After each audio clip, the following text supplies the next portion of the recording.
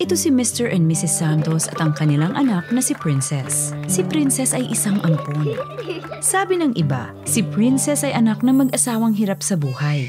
Sa kasamaang palad, nagkasakit si Mrs. Reyes dahil sa pagpapanganak na siyang pinangasiwaan ng pinsan niyang hilot. Nahirapan na rin sila sa pag-aalaga ng kanilang iba pang mga anak. Dahil dito, humingi sila ng tulong sa pinsan ni Mrs. Reyes sa paghahanap ng makakaampon kay Princess. Naisip ng pinsan ang mayamang kamag-anak na si Mrs. Santos at ang kanyang asawa. Pumayag sila sa pag-aampon at agarang kinuha si Princess. Sabi naman ng iba, si Princess ay anak ng mahirap na mag-asawang nakatira sa may estero. Dahil hindi nila kayang suportahan ang kanilang anak, iniwan nila si Princess sa pintuan ng mga Santos. Kasama ang bagong panganak na sanggol, pumunta sa local civil registrar ang mga Santos. Sa pagkuha ng birth certificate, ipinalabas nila na sila ang mga tunay na magulang ng kanilang bagong anak. Lumipas ang mga taon at naging masaya ang buhay ng mga Santos. Ngunit, tama ba ang kanilang naging proseso sa pag-aampon kay Princess? Mali ang kanilang ginawa dahil hindi dumaan sa Local Social Welfare and Development Office o LSWDO at Department of Social Welfare and Development o DSWD ang kanilang pag-aampon. Ang kanilang ginawa ay tinatawag na simulation of birth o ang pandaraya sa birth certificate ng isang bata upang palitawin na ipinanganak siya ng isang tao na hindi niya tunay na ina. Dahil sa gawaing ito, nawawala ang tunay na pagkakakilanlan at katayuan ng naturang bata. Ang simulation of birth ay isang criminal act. Ibig sabihin, maaaring makulong ang nagkasala nito. Paano ito matatama? Simple lamang ang sagot. Sundin ang administratibong proseso na nakasaad sa Republic Act 11222 o ang Simulated Birth Rectification Act. Ito ay naging batas noong February 21, 2019 at naging epektibo noong March 29, 2019.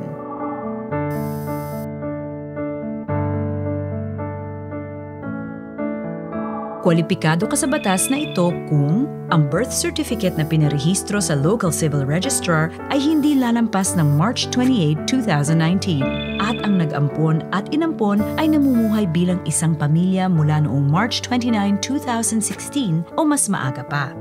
Pumunta sa nakakasakop na Local Social Welfare and Development Office na matatagpuan sa inyong munisipyo o syudad at ipasa ang mga sumusunod na dokumento. 1. Petition for adoption with application for rectification of simulated birth record. 2. Affidavit of admission kung ang simulation of birth ay ginawa ng ibang tao maliban sa mga nag-ampon. 3. Sertipikasyong ibinigay at pinirmahan ng punong barangay na nagsasabing ang mga nag-ampon ay residente ng barangay at ang inampon ay nakatira kasama ng mga nag-ampon sa loob ng 3 taon o higit pa bago pa man maging epektibo ang RA 11222. 4. Dalawa o higit pang affidavit of disinterested persons o mga taong walang direktang kinalaman sa naganap na pag-aampon na nakatira sa barangay kung saan nakatira ang inampon.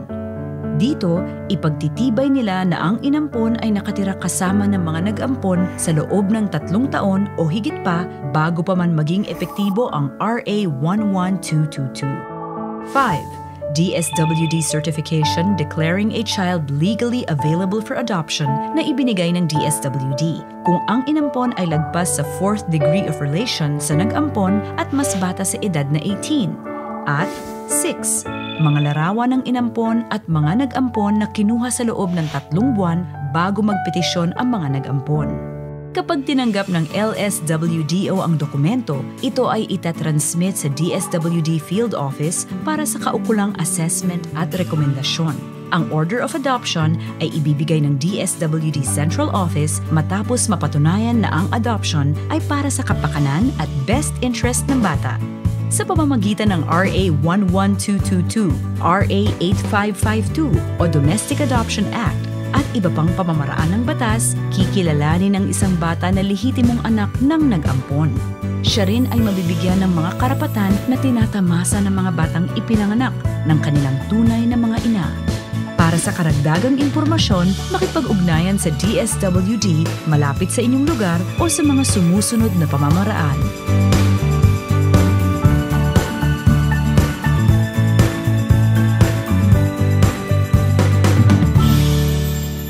DSWD